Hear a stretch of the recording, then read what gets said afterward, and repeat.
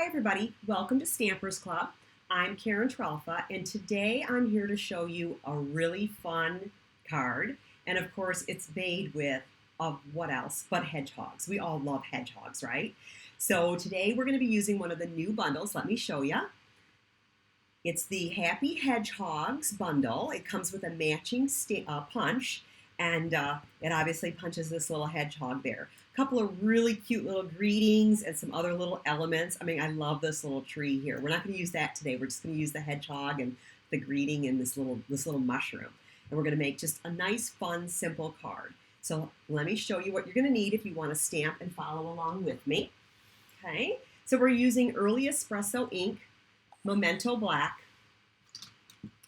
dark petal pink blends, light, actually no, this is dark pale papaya, sorry, my apologies, light petal pink, light old olive. We obviously need the punch and the stamp set. I have a half sheet. This one I cut vertically, so I had this card done a little differently. Sahara Sand, it's cut at 4 1/4 by 11. A piece of the designer paper that is 4 by 5 1/4, a scrap piece of petal pink, a scrap piece of basic white, and another scrap piece of Sahara Sand. This designer paper is one of the free papers that you can get during January and February of 2022 out of the Stampin' Up! Celebration catalog. This is a designer series paper and stamp set bundle that you can get for free with a $100 purchase. A lot of the other items in this brochure are with a $50 purchase. So it's always good to get like a bonus set when you're buying Stampin' Up! Stuff. So it's a great time of year to stock up on your basic supplies. And of course, get some of the new items that are in the January to June 2022 mini catalog. Lots and lots of fun stuff. That's where this hedgehog is out of too. So let me get started showing you how to assemble this card. The half sheet of Sahara Sand, I'm just going to fold at the bottom, match up my edges. I kind of hold my finger here to stop it from moving and press down on the top. I start at the bottom and work my way across and over the cardstock to do that crease. If you like to score yours first, with this vertical card like this, it vertically opens like this, you're going to want to score it at 5 1/2. All right, and then we're going to get a couple of pieces cut with the Stampin' Cut machine. I'm going to cut a circle from the Layering Circles dies. This is just a standard basic circle set. I'm sure everybody has one of these in their craft room. If not, you need one. It's a very basic set, goes for lots of backgrounds and circles, and it has scallops and straight cut circles in it. And then I'm going to partner it with this really cool Encircled in Beauty set. These make really nice medallion set type cuts. I'm going to use this one here. It does not cut out a ring. This inside circle doesn't cut out. So I'm going to get this whole shape. And I'm going to do that on petal pink. Let me get my Stampin' Cut machine. This machine also embosses, but we're not going to be doing that today. Comes with a base plate, a spacer plate, and 2 clear plates, which we're going to be using today. Yes, I have pieces of paper on my plates from when I designed the card. Okay, so we're going to use the petal pink with the Encircled in Beauty die, and we're going to get the regular, just largest circle out of those circle dies, out of Whisper White. And get my top plate. You always use a top plate with everything you send through these machines. It helps protect the dies or embossing folders, so you always want to have a top plate on.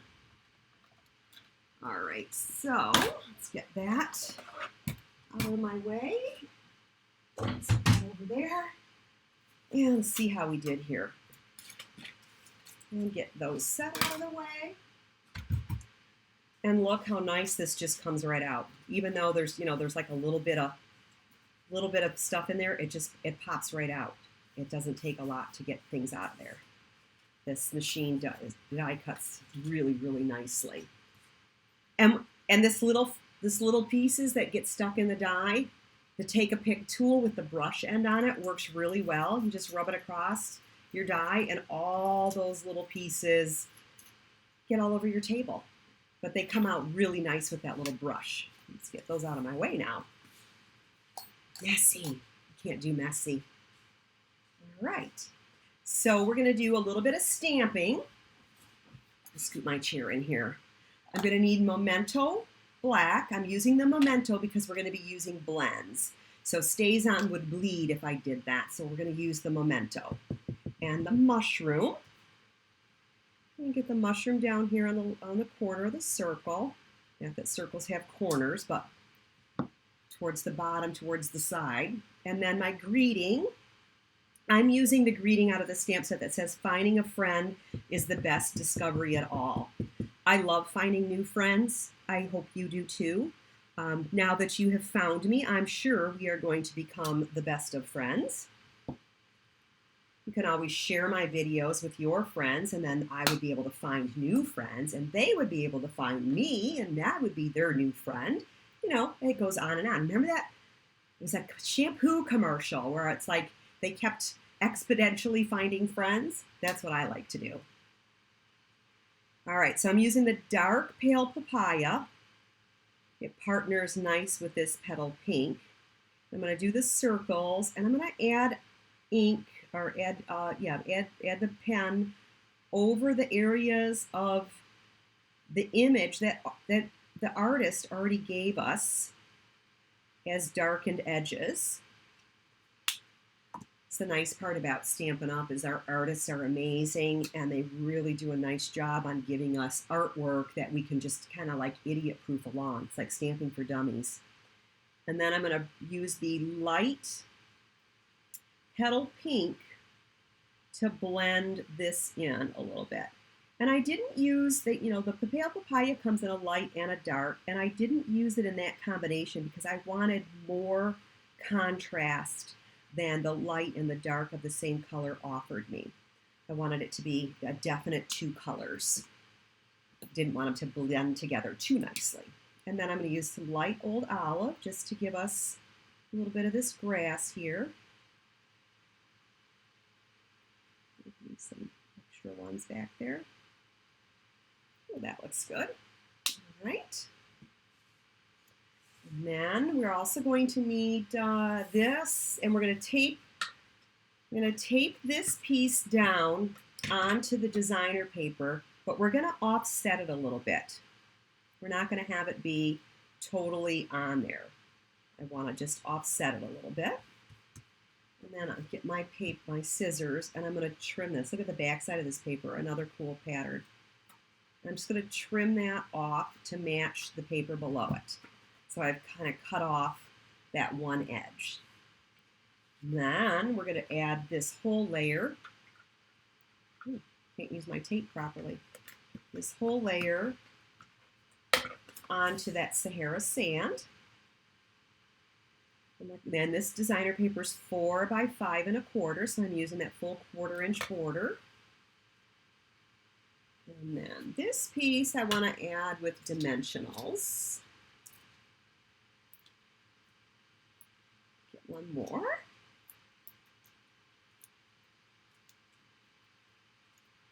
And we're going to put that right in the middle of that circle. And it's going to line up, it should line up or come close to that edge too. So it looks like it's kind of like right at the edge of that paper. Perfect. Now I'm going to use the scrap piece of Sahara sand and some early espresso. And let's see, which way does this go in the punch? So when we put things in the punch at one end, I'm going to flip it over because I always do them upside down.